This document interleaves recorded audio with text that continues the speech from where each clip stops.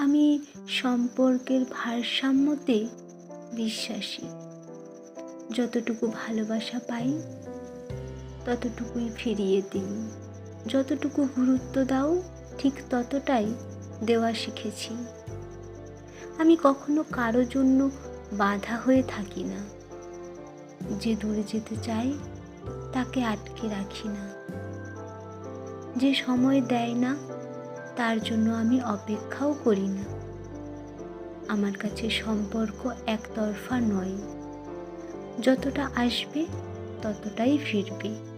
কারোর জীবনে যদি আমার না থাকাটা কোনো পরিবর্তন আনে না, তবে আমিও শিখে গেছি তার ছাড়া আমার কিছুই থমকে থাকবে না।